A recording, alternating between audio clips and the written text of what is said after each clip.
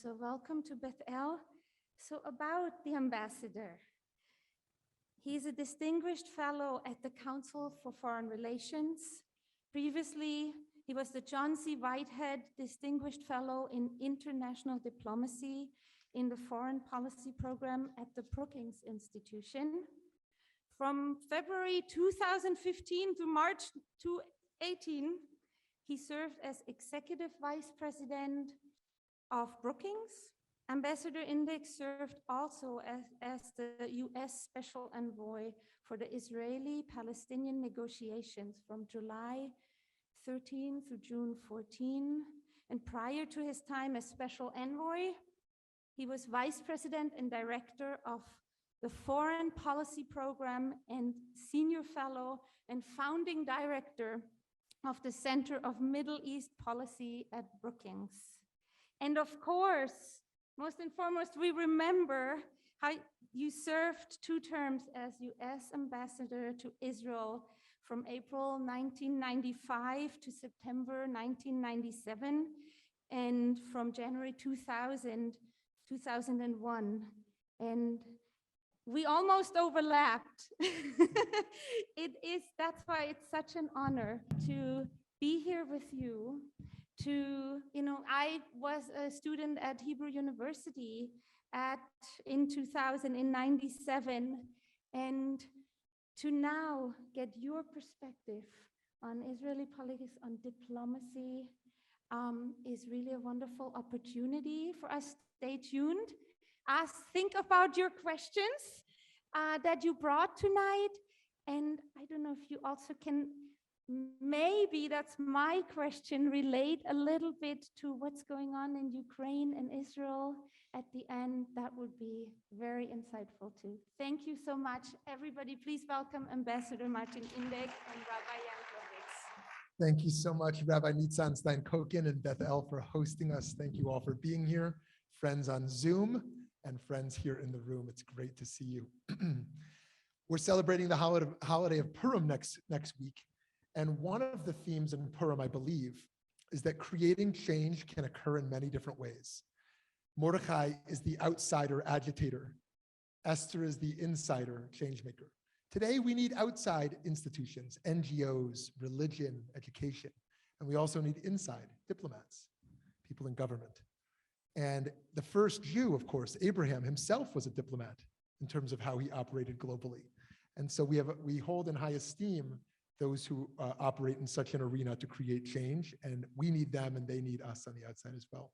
And so it's great to be able to be in conversation tonight with someone who is not only a diplomat, but a historian. And in this book, which I hope you'll pick up if you haven't yet, which I've been enjoying immensely, learning a lot, about 700 pages, is really worth the read and very much worth the conversation. So Ambassador, thanks for being here.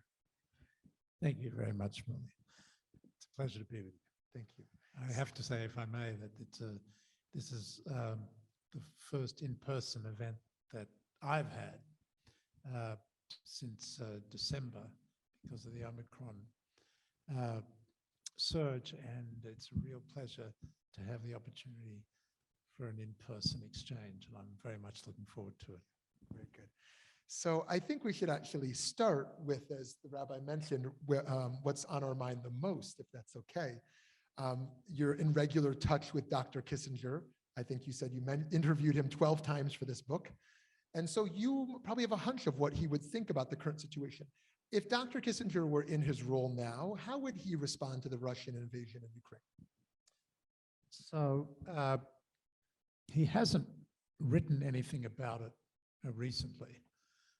That's because, believe it or not, at the age of 98, he's finishing a second book this year. First one you may have seen, he wrote with Eric Schmidt on artificial intelligence.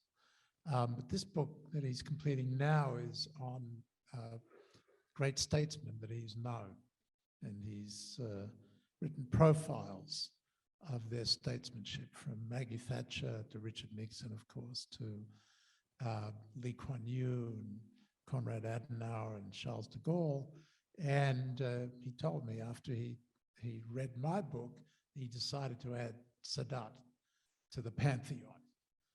So he's been hard at work on that. He hasn't therefore engaged in the public policy debate as he would normally do on the subject. But I have had a chance to talk to him about it. And he has written about it in the past, and particularly wrote about it in 2014 during the crisis over Russian annexation of Crimea. It's interesting because what I write about in the book about the Yom Kippur War has some interesting similarities with the crisis in Ukraine today. And of course, the Yom Kippur War was a war in which Kissinger, as Secretary of State, negotiated a ceasefire and then came out of that ceasefire with launching of peace process between Israel and the Arab states that went to war with it. And that he was able to use to lay the foundations of the American-led Arab-Israeli peace process. So a lot of the things that he did there informed his approach to the Ukrainian crisis. First of all, it is his view how out of crisis comes opportunity, and his view always that it was a crisis was a plastic moment in shape. The outcome through diplomacy, either for good or for bad. In the case of Ukraine, if the outcome of this war is the Russian absorption of Ukraine, then it will not only be a victory for aggression, unprovoked aggression, and the trammeling of the principle of independence and sovereignty and independence of states, particularly small states, and therefore the undermining of the fundamental principle of the international order that Kissinger worked so hard to promote.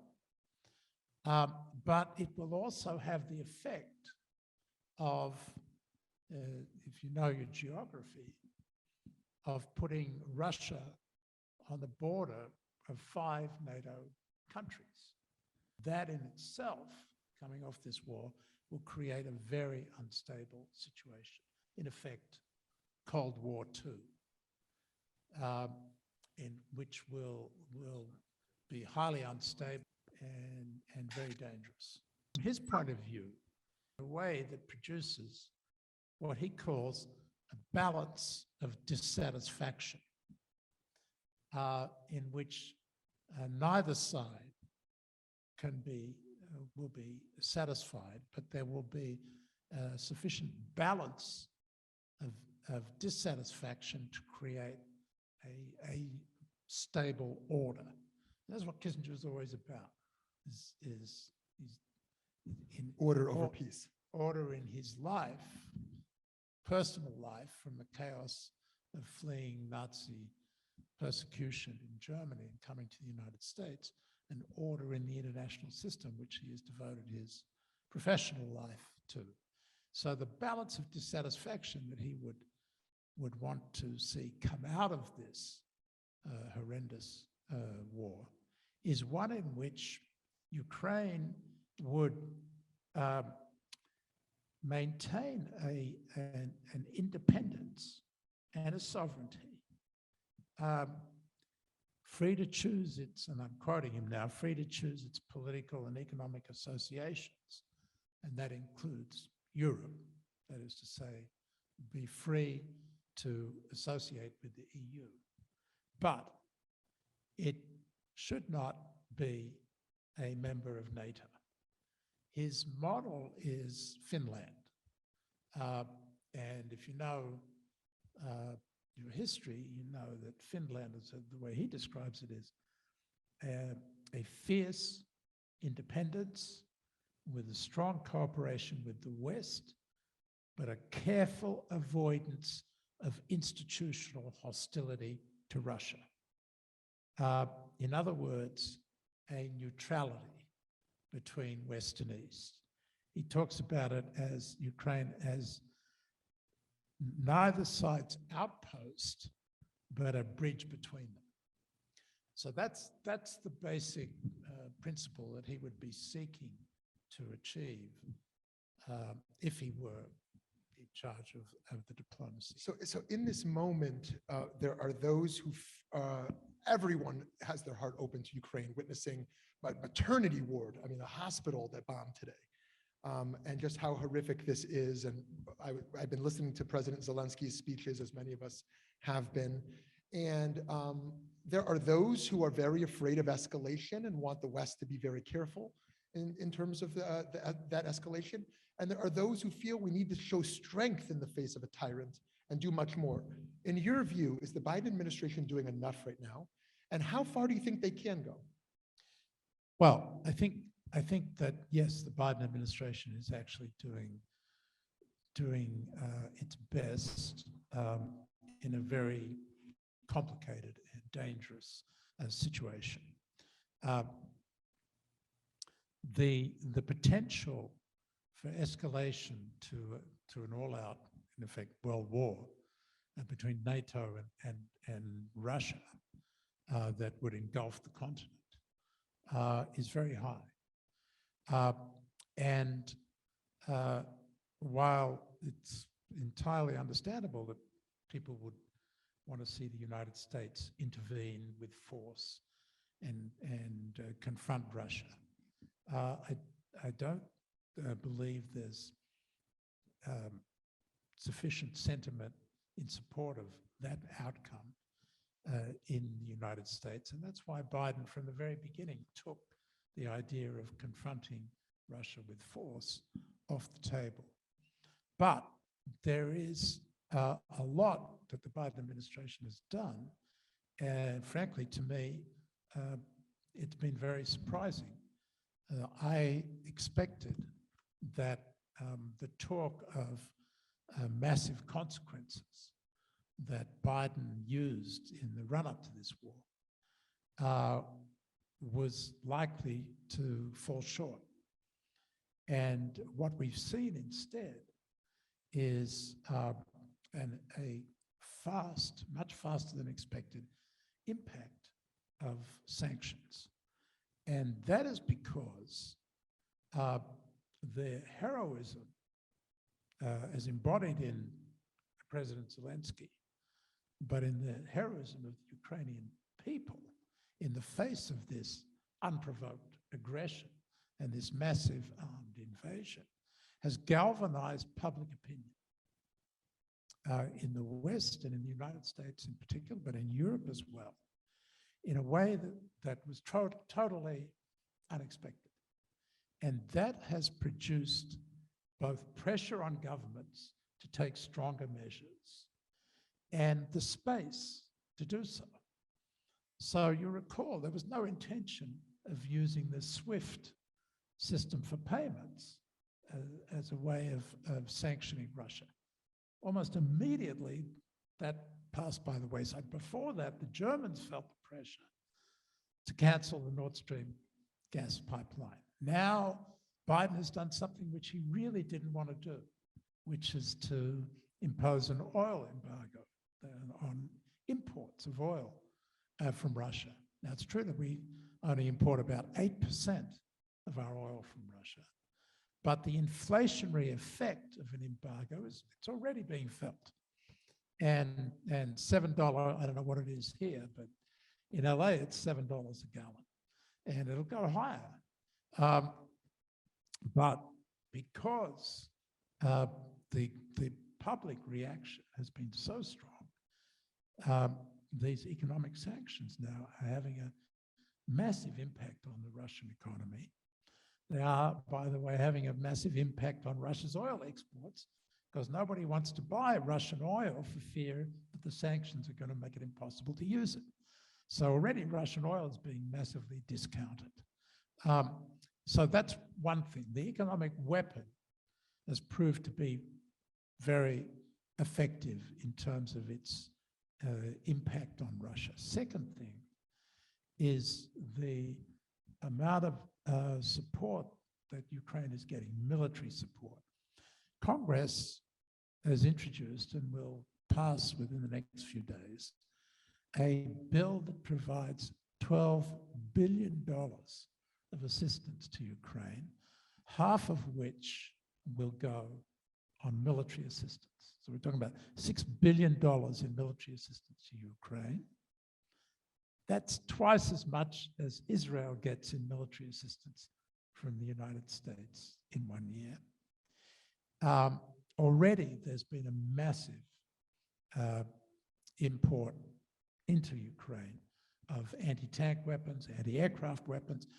I saw a figure that 17,000 anti-tank weapons have been shipped to Ukraine. That's like 3 for every Russian tank that's in Ukraine. And you can see how that's having a real impact on the Russian ability to prosecute the war.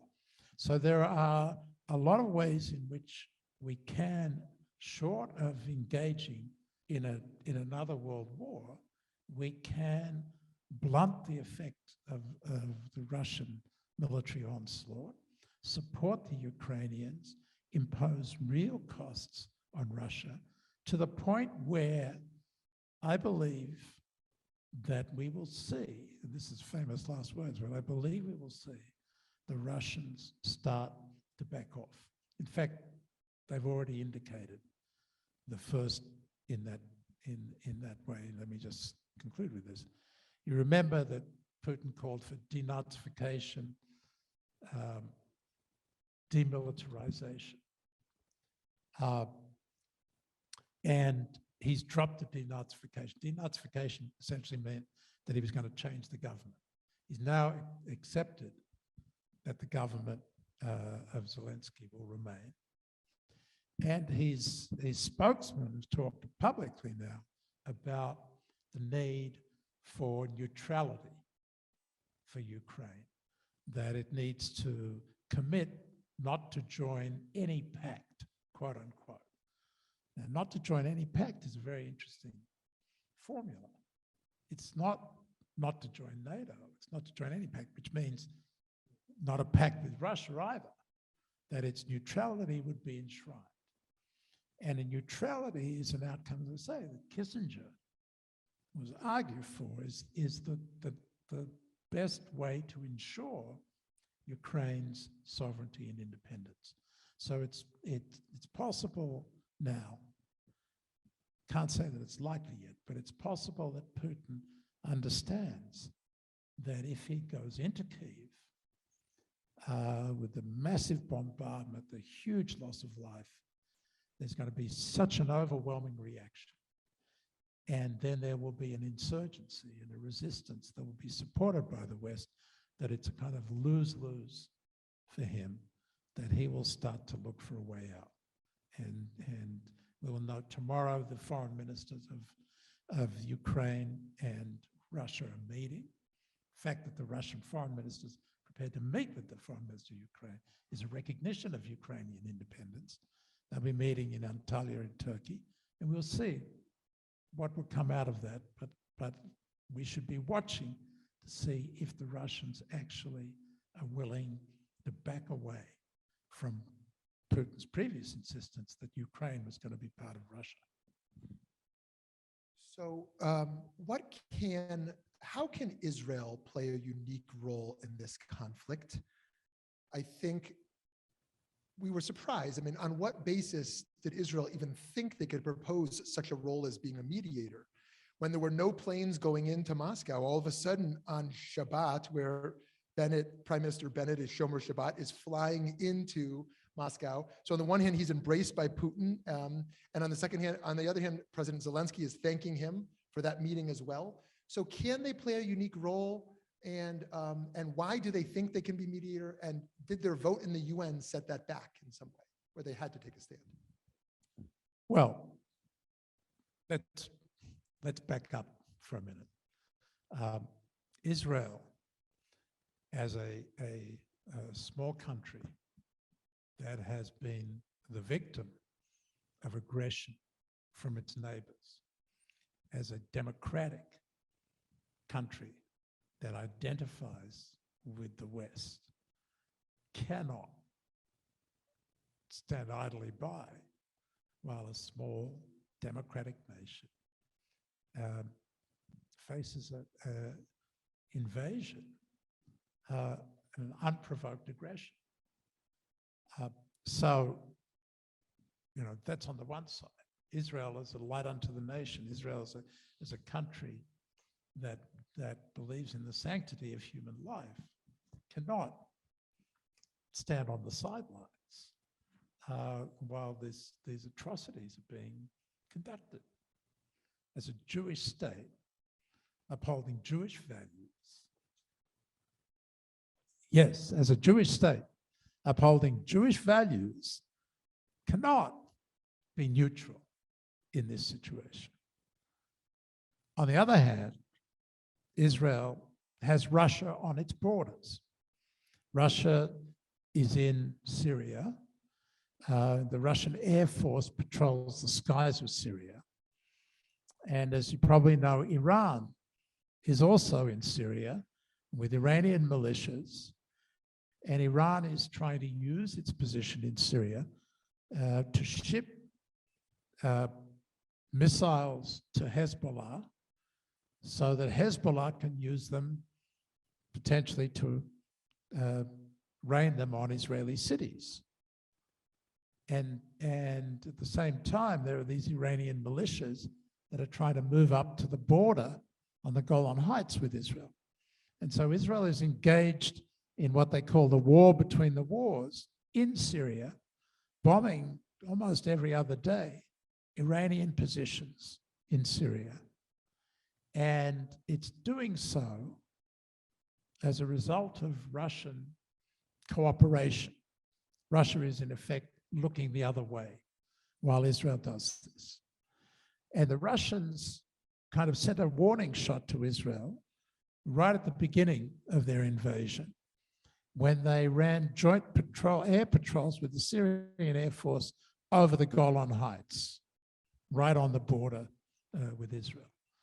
So Israel has to find a way, on the one hand, to take a stand on the side of the righteous, on the side of the Ukrainians in this situation.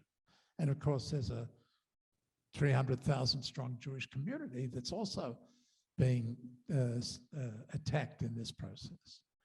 But on the other hand, it has to act in a way that it avoids provoking the Russians in a way that would prevent them from protecting their security interests that are affected by what's happening in Syria. So on the one hand, the foreign minister comes out and condemns the Russian aggression, and Israel votes and co-sponsors the UN resolution condemning the Russian aggression. And on the other hand, the prime minister says nothing about Russia and instead promotes this role of Israel as a mediator, exactly as you described it. Now, I think it's good that he's trying. I think that his role is very limited. As I said, the Ukrainian and Russian foreign ministers are meeting directly. They don't need Israel's mediation. Israel's not brokering a deal on humanitarian corridors. That arrangement was worked out directly by the Russians and the Ukrainians. Israel's not offering bridging proposals. Bennett is not acting as Kissinger here, trying to devise a ceasefire as Kissinger did in the 1973 war. He's simply talking to both sides and conveying to each side what he hears from the other side. It may be useful. I wouldn't exaggerate it. What it's doing is creating a cover for Israel not taking a stronger position against Russia. So you probably read Natan Sharansky's piece in the Wall Street Journal on Sunday.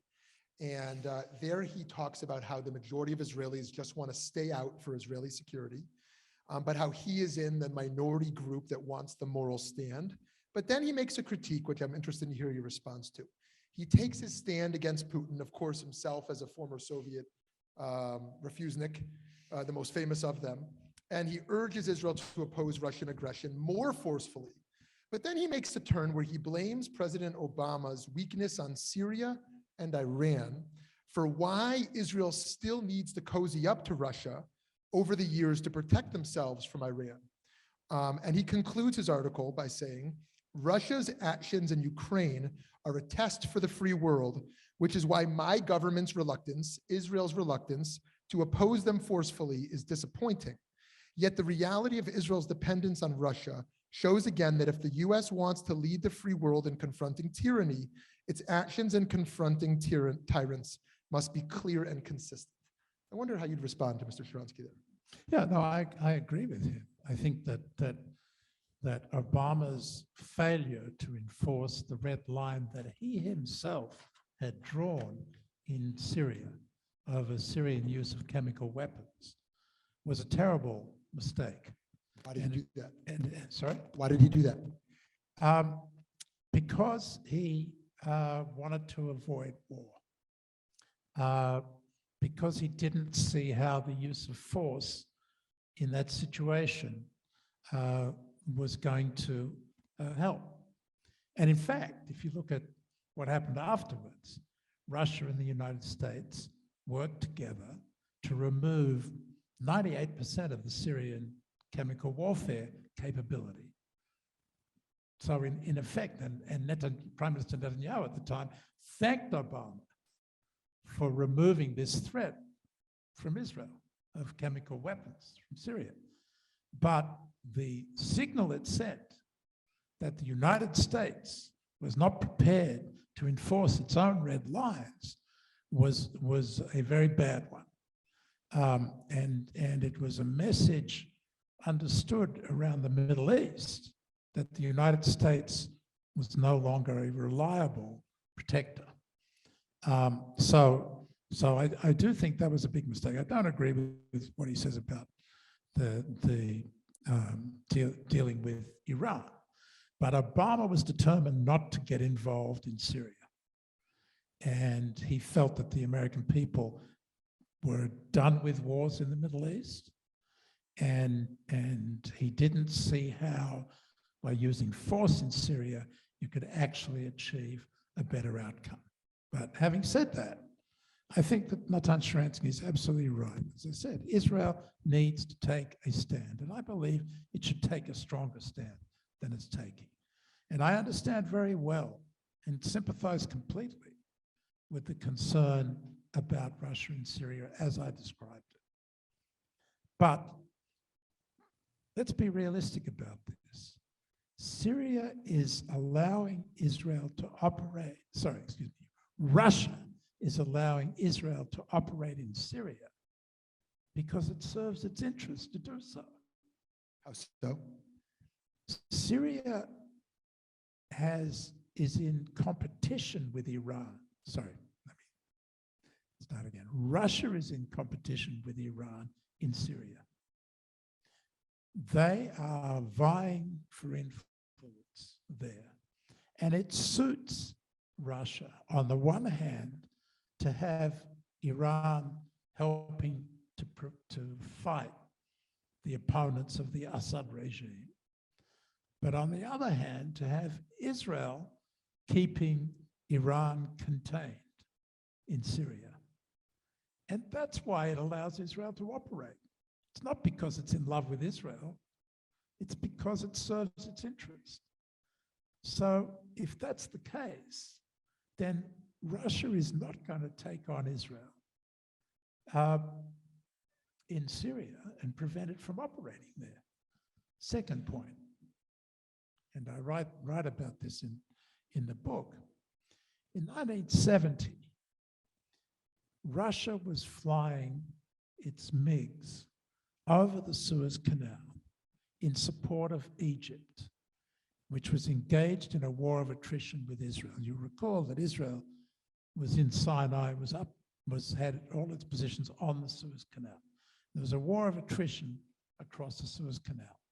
And the Russians came in and were flying air patrols. And one day, they ambushed the Israeli Air Force fighter planes. And nothing happened, but there was a confrontation there. A few days later, the Israelis ambushed the Soviet MiGs, shot 6 of them down as a way of warning them to stay away. What happened? Nothing. The Russians did nothing. And, you know, I do not believe that the Russians will stop Israel from operating because Israel takes a stronger stand. Today, for example, Zelensky asked permission to address the Knesset. I don't know whether you've heard about this. And the Knesset speaker denied him his request, saying that the Knesset wasn't in session. Well, we all know that the Knesset can be called back into session like that. Israel's not exactly the United States. It takes an hour to get to the Knesset, you know, if you're living in the north or south of Israel. So they could have done it, but they didn't, again, because of this neutrality. I think it's a shame. It's a shame that we are so scared, that Israel is so scared of what Russia might do. They're not going to take on the Israeli Air Force when they've got this massive problem in Ukraine. It's easy for me to say, but I think Israel could be a little more courageous in standing up for what is right in this situation. So why did you write this book, Master of the Game, Henry Kissinger and the Art of Middle East Diplomacy? You could have written about your own diplomatic engagements, your own role as ambassador. You could have written about some of the recent presidents and secretary of states. But instead of writing as a diplomat, primarily, you wrote as a historian, looking back at Kissinger. Why did you write this? And what is your main argument in this book? So I was involved in 3 efforts to make peace in the Middle East, 2 under President Clinton, and then again as President Obama's special envoy for the Israeli-Palestinian negotiations. And each of those efforts ended in failure. And the third time, when I was responsible for the negotiations, I decided that while it was easy to blame both sides for the breakdown of the peace process, there was something wrong with the practice of American diplomacy as well. And in order to try to understand what had gone wrong, I decided that I would go back and look at where it all began with Henry Kissinger's diplomacy after the 1973 Yom Kippur War, which, as I said earlier, laid the foundations for the American-led peace process and led to the Israel-Egypt peace treaty and eventually to the Israel-Jordan peace treaty and the Oslo Accords. And I thought that if I went back and did a kind of deep dive into history, that I could divine the lessons of how to and how not to make peace in the Middle East. So that was the idea behind it. What I discovered in the process was a lot about how to make peace, but that I was operating on a mistaken assumption that Kissinger's purpose was actually not so much to make peace as it was to create order in the Middle East, in an unstable region. And a peace process was a mechanism that became useful for the creation and stabilization of the order. But peace itself for him was a questionable idea. He was quite skeptical about the idea that nation states could actually end their conflicts as opposed to find conditions of stability which would ameliorate their conflict. And so he didn't believe in ending the Arab-Israeli conflict. What he thought was that you could start a process that would lead eventually, over time, to the exhaustion of the Arabs, where they would finally come to accept Israel.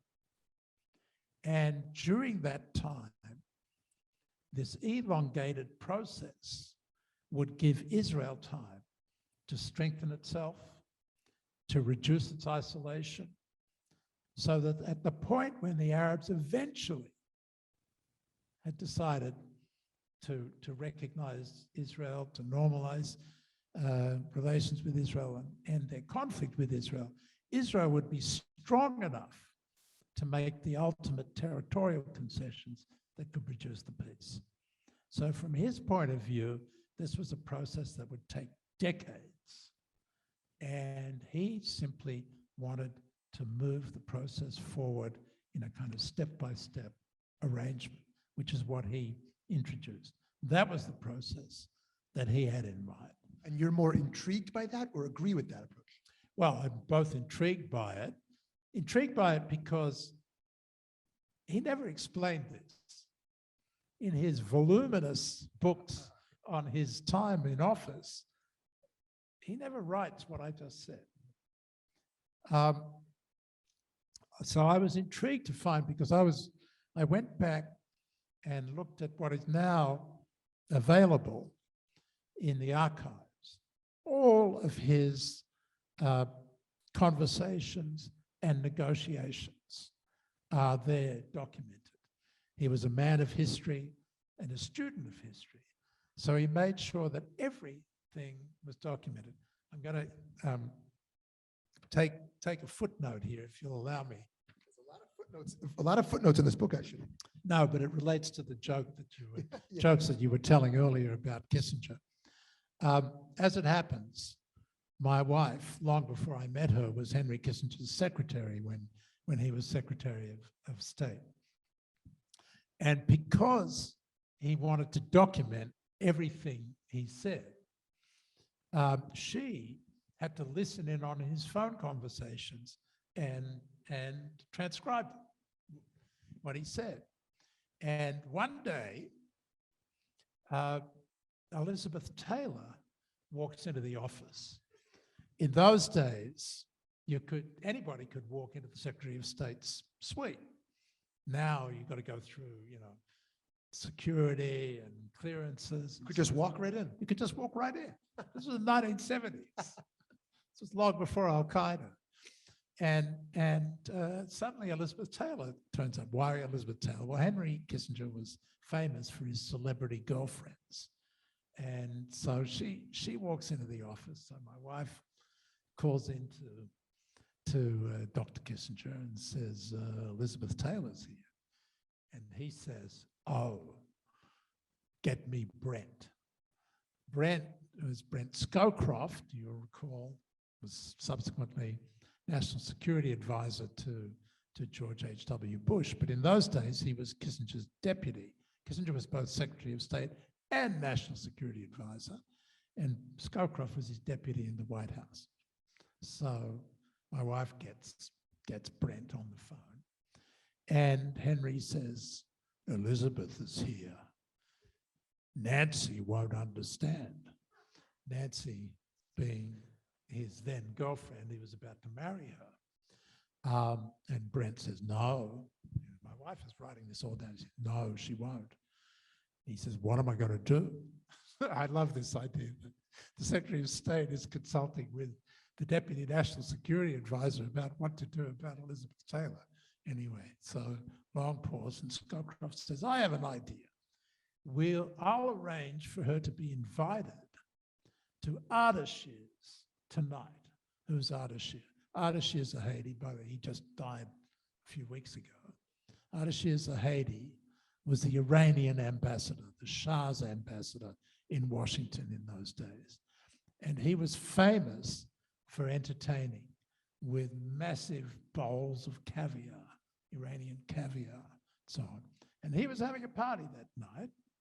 And Scowcroft says to Kissinger, I'll arrange for Ardeshir to invite Elizabeth, and I will get him to sit her next to John Warner, the very eligible senator bachelor from Virginia.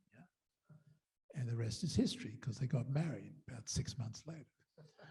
So anyway, so that's the footnote is that Kissinger recorded everything. He recorded those kinds of conversations as well. So there it is. It's all in the documents.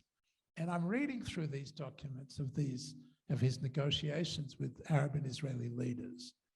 And at a certain point, Sadat will say to him, or Yitzhak Rabin will say to him, you know, let's do the big step. Let's try to make peace. And Kissinger will say, no, you don't want to do that. He would say, that's not achievable. He would walk his Arab and Israeli interlocutors back from trying to achieve an end of conflict situation, because he himself, having studied European history, did not believe in it.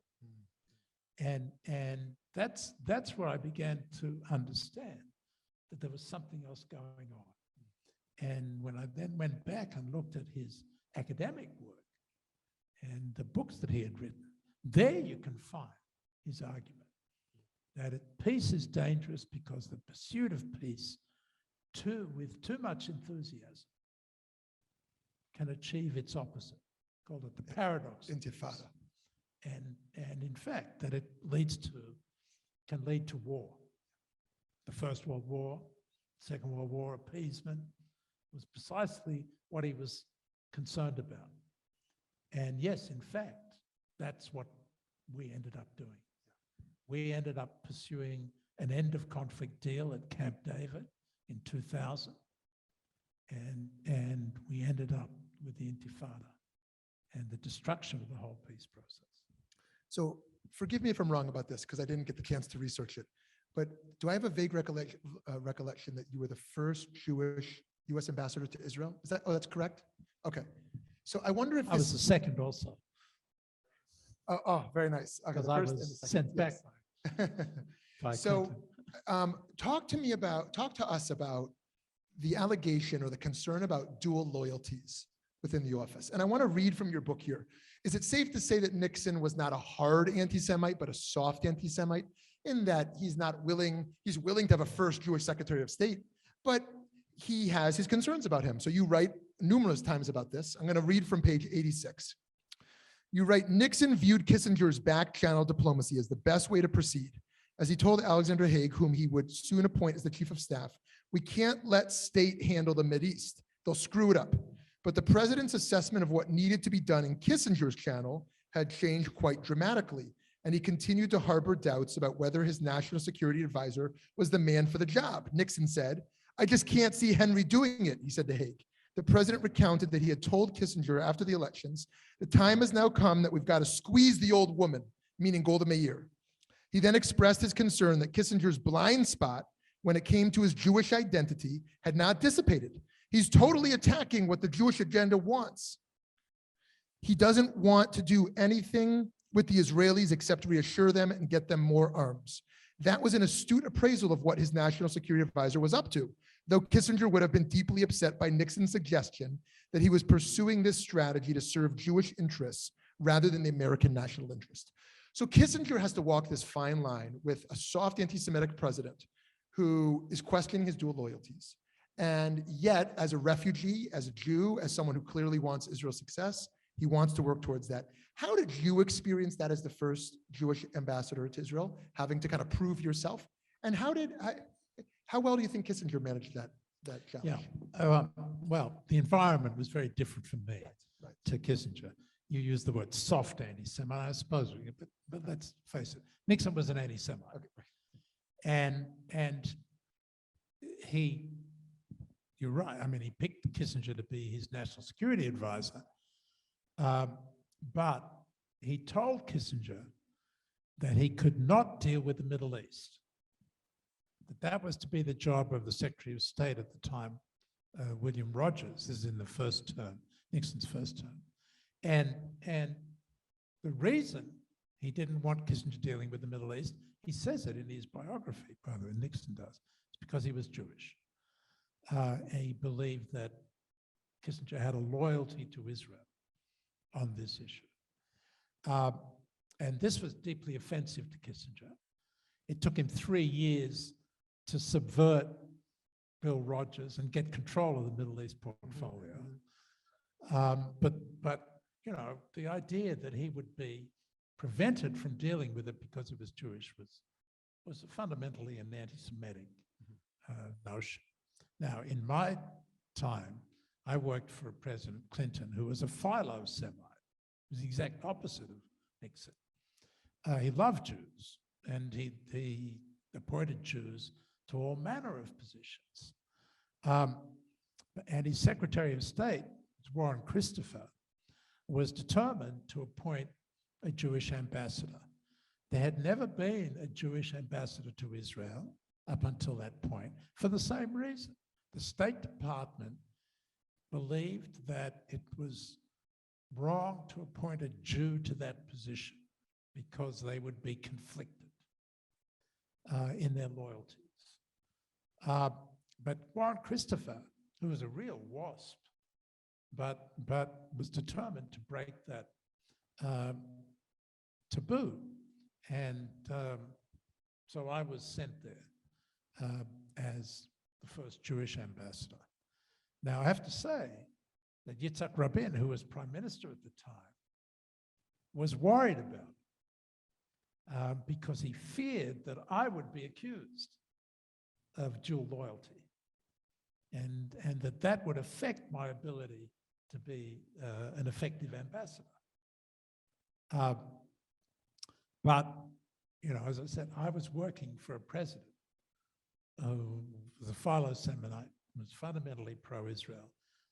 So there was no conflict for me between advancing the American national interests. Was that different in the Obama administration from Clinton administration?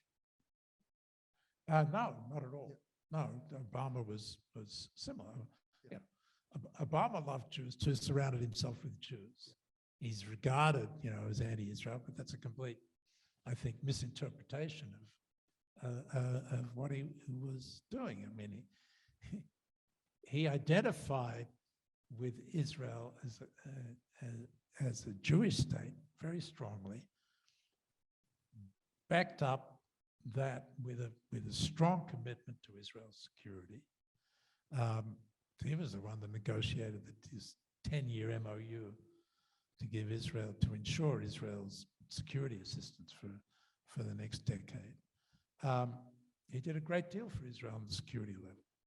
So for me, no, I never faced the kind of accusation of dual loyalty that Kissinger had to live with, both in the White House and in the State Department. And for that reason, he had to disguise his agenda. And he would often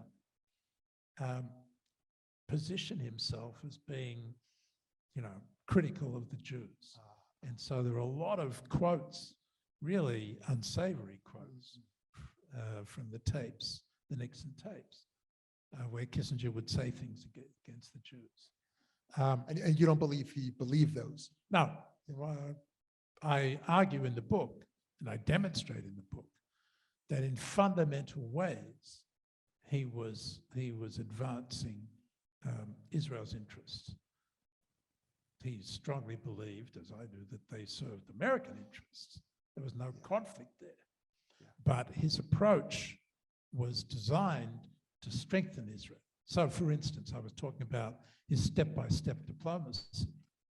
Part of the reason why he wanted an incremental, gradual approach to making peace was his belief that Israel could not withdraw to the 67 borders in one go, as Eisenhower had made Israel do after the 1956 Suez War. And therefore, he sought to shield Israel from those demands. And Nixon wanted to impose a settlement in Israel and force it back to the 67 lines in cooperation with the Soviet Union. Ford also was looking for that kind of deal. And Kissinger would constantly have to kind of manipulate them around to accepting the idea of this smaller, step-by-step approach that would give Israel the time and the ability to take the risks for peace in a more limited way. So let's look a little bit at the more disturbing side of Kissinger's engagement here. Firstly, the accusation or allegation that he was not in support of supporting Soviet Jewry liberation.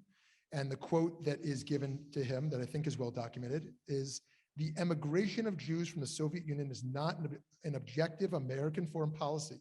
And if they put Jews in gas chambers in the Soviet Union, it is not an American concern, maybe a humanitarian concern." To pile on to that, I think you also documented, as others have, that he was in support in the Yom Kippur War of Egypt invading, of aggression there. And he delayed the shipment of weapons in the Yom Kippur War at a time when Israel was begging for it. So I wonder if you want to respond to this. So the first quote is particularly egregious,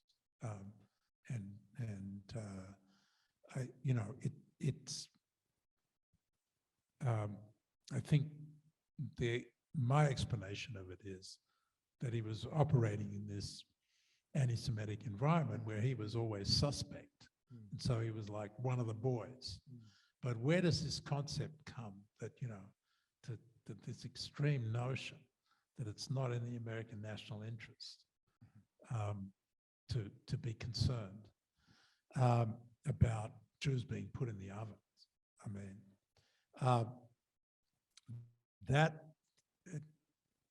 for him, and we see it, and it's, I think, the reason that he's still so controversial is that for him, borders were sacrosanct. His view of the world was that it was a world of states, and what happened within states was not the business of other states. That there was the concept of sovereignty, from his point of view, meant that there should be no interference in the internal affairs of another country. It was kind of like the Chinese approach. Of course, it wasn't true when it came to Chile, where he was involved in the overthrow of a democratically elected government, but that was in America's sphere of influence. So that was kind of, in his view. So he would today be opposed to responding to the Uyghur genocide.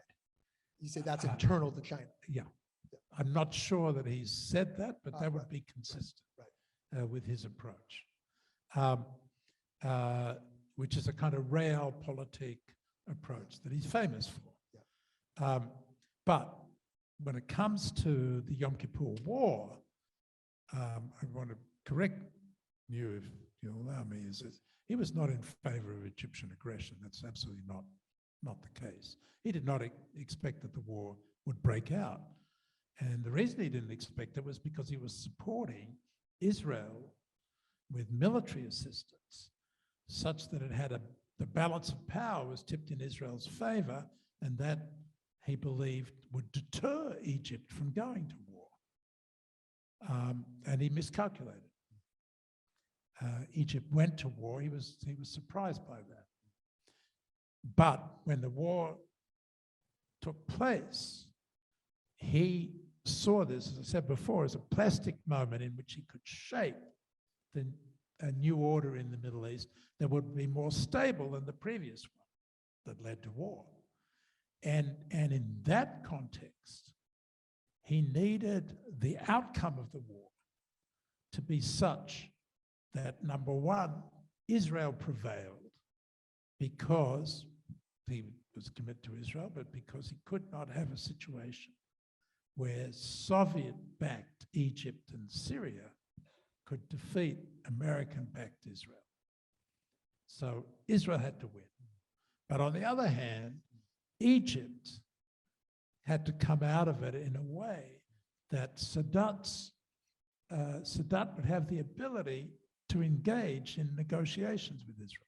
So he had to preserve a certain degree of dignity for Egypt, which meant that Egypt could not be defeated. Israel had to win, but Egypt couldn't be defeated. This is a very Kissingerian idea. And at the same time, the United States had to come out looking like the one that could deliver in terms of a negotiated solution. And yet, détente had to be preserved with the Soviet Union. So he had these four objectives that were in some ways contradictory. Now, to do that, he needed Israel to prevail in the war. He needed Israel's military pressure on the Egyptians and the Syrians to be sufficient to get them to accept a ceasefire. And for that, he supported Israel getting arms. But he didn't know that Israel was in trouble because Israel didn't tell him. I was there in Israel at the time of that war as a student. And the Israeli government didn't tell the Israeli public what the situation was for 4 days. And so they didn't tell Kissinger either. So he didn't know how serious it was until the 4th day of the war. That's when he started the resupply process. But at that point, he was trying to avoid an Arab oil embargo. So he was trying to keep the supply of arms at a low profile. Well, he had good reason, because as soon as they launched the major military airlift, the Arabs imposed an oil embargo. So it was not an unreasonable concern of his. But he was trying to do it in a surreptitious way. And the Pentagon was not willing to go along with that approach. Basically didn't want to resupply Israel. And so as a result, there was a holdup in the supply to Israel. For him, when he discovered that the resupply process wasn't working, and Israel had stopped its offensive against the Syrians, then he went to Nixon. And Nixon said, give them everything. Do it, and do it now, and send it, on a major military airlift. It was Nixon who made that decision. But for Kissinger, it had become a problem because he needed Israel's military pressure on the Egyptians and Syrians to get the ceasefire. Wow. When the Israelis, with the military resupply, turned the tables on the Egyptians and Syrians, then he went to Moscow and negotiated the ceasefire. The Egyptians and Syrians were desperate to stop the Israelis. So he negotiated the ceasefire, then he went to Israel. And out of Jewish guilt, told them, look, you don't have to observe the ceasefire. You can go on fighting for 2 more days. So he had committed to the ceasefire with the Soviets, then winks at the Israelis, and they go and surround the Egyptian Third Army in those 2 days. The Russians cry foul. So, what the hell's going on? The Egyptian Third Army is about to be destroyed. And they threatened to intervene militarily to save the Egyptian Third Army. Kissinger cannot abide by the idea that the Soviets would be the one to save the Egyptians. So he declares a DEFCON 3 nuclear alert. Now, here's an interesting comparison with what Putin did. Remember, Putin in the early days of this, or last week, threatened nuclear. He said that he was putting his forces on nuclear alert, threatened use of nuclear force. And Kissinger did the same thing, except he did it in a much more obvious way. put all of America's nuclear forces on alert. Turns out Putin talked about it, but didn't actually put them on alert. And what this tells you in both cases is they don't actually intend to use the nuclear weapons, but they intend to signal what is a red line. For Kissinger, Soviet military intervention, sending troops in, was absolutely unacceptable. He wanted to signal that to the Soviets, just as Putin is saying any kind of NATO intervention is unacceptable, and that's a red line. And so as a result, the Soviets backed off, and Kissinger then turned around and forced the Israelis to free up the Egyptian Third Army, free their stranglehold on the Egyptian Third Army. And that led to the ceasefire. Now, subsequently, Israelis complained that Kissinger had robbed them of victory by stopping them from destroying the Third Army. And he had. But he did it so that it would be possible for Egypt to enter into negotiations with Israel. And that led eventually to the peace between Israel and Egypt. So interesting. So interesting. So friends, I want to invite you to line up in the middle if you'd like to ask a question to the ambassador. While you are lining up in the middle, I'm going to read a question from our Zoom chat here from Jim Slander, who wants to ask you, is Kissinger's position of new order with no war, not peace, same as your description of the Russian-Finland neutrality model? It's I suppose you could say it's two sides of the same coin. Kissinger, as I said before, is always looking for how to establish a stable order. Peace is, he thinks, a stretch too far, too much to achieve in the relations between states. So in the case of Ukraine, neutralization is a way of stabilizing the order by taking away the need for Russia to go to war while preserving Ukrainian independence. And so that the idea of neutrality is not, that does not detract from Ukrainian independence. The order that he was trying to create in the Middle East was an order that required something else, not neutrality, required a peace process, not an end of conflict peace agreement, but a peace process.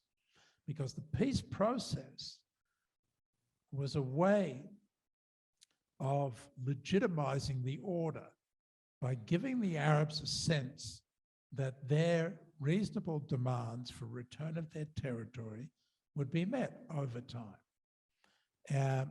And so he regarded that as essential to the order, that the parties that could disrupt the order had to have a sense of fairness about the system itself. And so that's, for him, was the importance of the peace process. Hi, Dr. Mark Gross. Throughout our adult lives, we've been focused on the Israeli-Palestinian problem. And despite all the American diplomats trying to solve the problem, they were unsuccessful. And then literally overnight, the Abraham Accords occurred and the unthinkable happened. 6, 7 Mideast countries suddenly forgot all about the importance of the Palestinians and embraced Israel. And apparently the philosophy is the enemy of my enemy is my friend.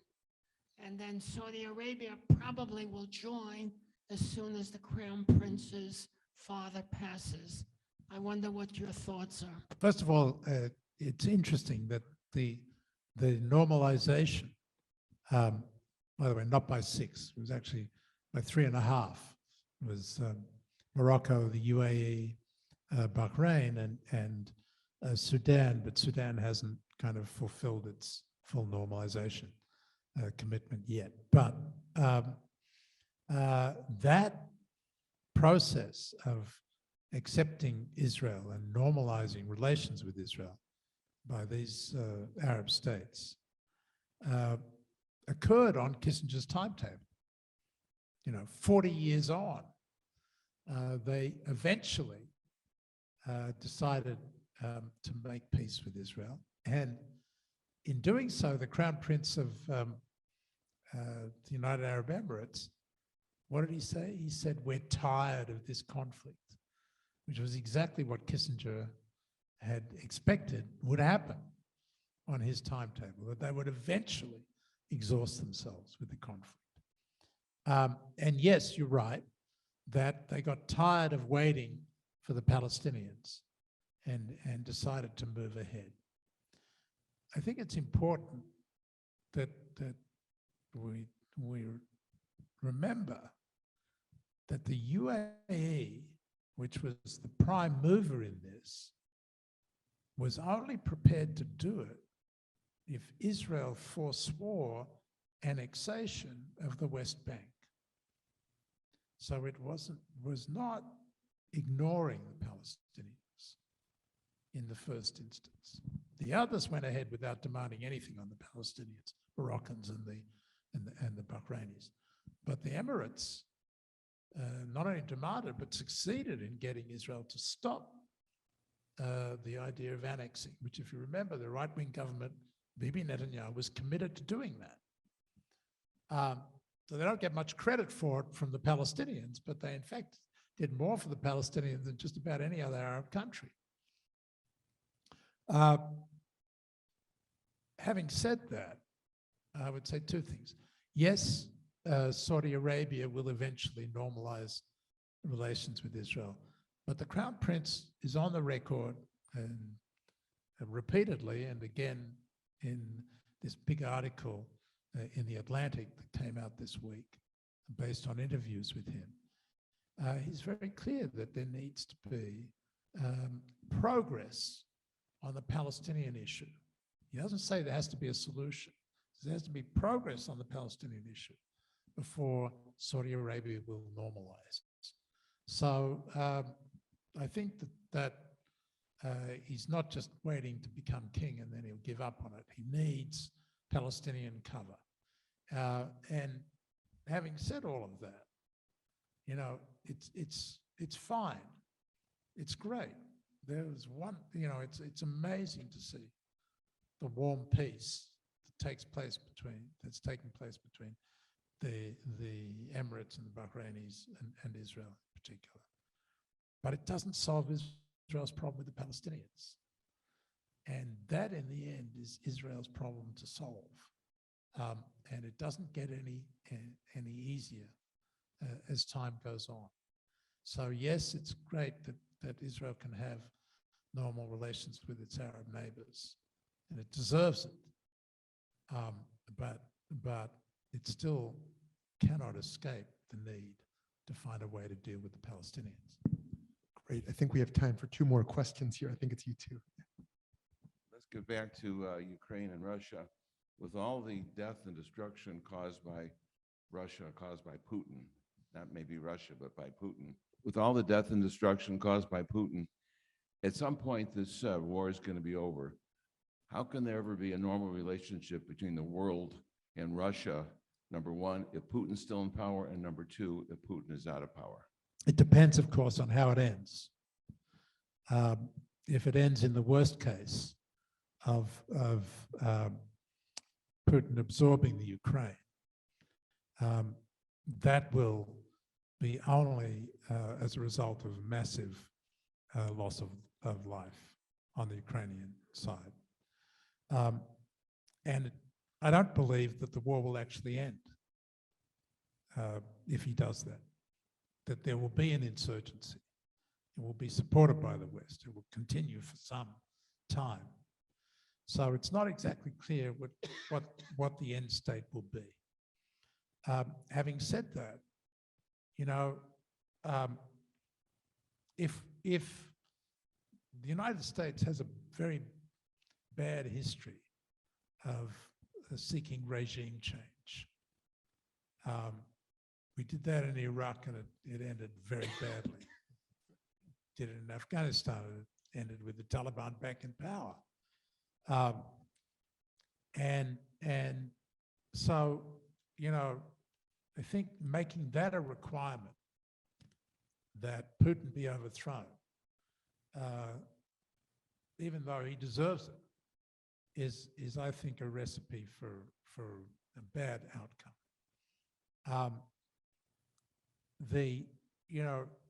Holding leaders responsible for war crimes is a process that has now been institutionalized, and there are ways of doing that. And Putin's war crimes will be documented, are being documented. It's one of the advantages of everybody having a cell phone. And so there may be a war crimes process afterwards, like we saw after the prosecution of the Serbian leaders and so on. So, I think that is entirely possible as an outcome here. But I would just be very wary of making a requirement of an end of this conflict, the removal of Putin from office, because I think that is a recipe for prolonging the conflict rather than ending it. Thank you. Thank you, Rav Shmuly. Thank you, Ambassador.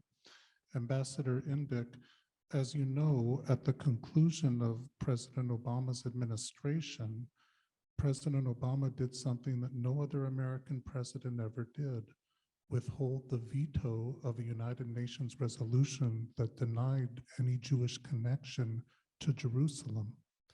How do you reconcile that with your statement that President Obama was pro-Israel? It seems to me, and I'll give up the mic after just the following sentence, we are grateful for President Obama's military assistance to the Jewish state. But it seems to me, Ambassador, in the world of ideas, in the world of narrative, in the world of justice, I'm not sure that President Obama was a friend of the Israeli state. UN Security Council resolution that you referred to was a resolution that condemned Israel's settlement activity. You are taking particular wording about Jerusalem to claim that Obama did not recognize, I don't know your exact words, but did not recognize Israel's connection, Jewish connection to Jerusalem. But first of all, the United States abstained on the resolution, so it didn't vote for it. But secondly, I do not believe that was the language or the intention of the resolution. Resolution was focused on Israel's settlement activity, which had been a major problem for Obama's diplomacy. And I say that because I was involved in the effort to try to negotiate Israeli-Palestinian peace. And Netanyahu's settlement policy was a major obstacle in our efforts. It was constantly undermining the negotiations. He was announcing, it was like settlement announcements gone wild while we were engaged in the negotiations. The policy that the Israeli government had been following under Netanyahu had been against American policy. American policy was opposing settlement activity because it was seen to be undermining the efforts to achieve peace. And it wasn't just seen to be, it was undermining.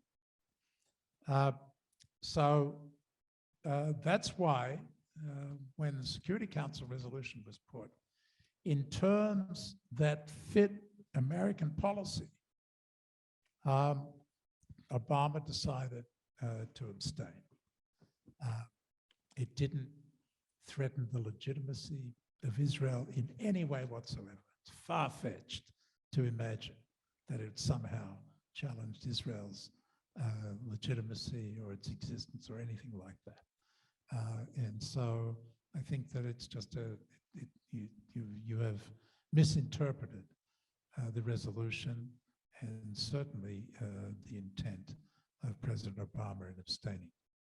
So before I pass it over to Rabbi Stein-Koken to close off for us, I want to let you know that Valley Beit Midrash is hosting our first in-person Purim next week. We hope you and your families will consider joining us. If you don't have a place you go already. Also, we will have Rabbi Joseph Talushkin here in person for our annual Hammerman Family Lecture at Temple Solel in just a few weeks. We hope you'll join us for that. We are very active in supporting refugees and asylum seekers at the border. And as you probably read in Reuters and other news outlets, Ukrainians are already lined up at the border. If you want to support our efforts to welcome Ukrainian refugees here in our state, in our country, you're welcome to reach out to us to support us in that. We want to thank the wonderful Ambassador Indyk for his amazing talk tonight, and thank Rabbi Stein-Koken and Beth El for hosting us. And our final words.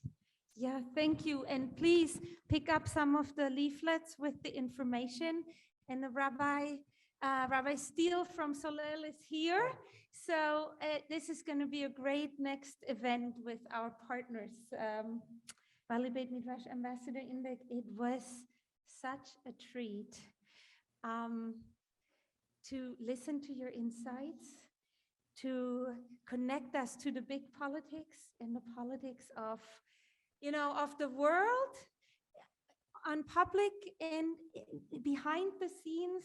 Reminds me very much of the Purim story that we're going to bring up next week, right, on Wednesday, where there's the big powers at play, where there's public opinion formed by two protagonists going at each other, and then the delicate negotiations in chamber and we Jews are all in the middle of it. And that was a real treat for us to get an insight how this all plays out in our modern world with Israel, with Ukraine, with Russia. Thank you so much. The book signing will happen outside where there's also desserts. So I can invite everybody to join us. Put on your jacket, it chills down a little bit. And, I'm sure you're there for a little bit more questions if people want to ask you. And just before you head out there for your dessert, your wine and dessert, and a chance to talk with the ambassador and get your book signed, Jews can't come together and not pray for peace. So let us pray for peace together in our country, in Ukraine, in the Middle East, around the world. Oh, say shalom bin romav, uyase shalom aleinu, ve'al kol Yisrael, v'imru, v'imru, amen. Yase shalom, yase shalom, shalom aleinu, ve'al kol Yisrael. Yase shalom, yase shalom, shalom aleinu, ve'al kol Yisrael. Blessings, blessings. And goodbye to everyone.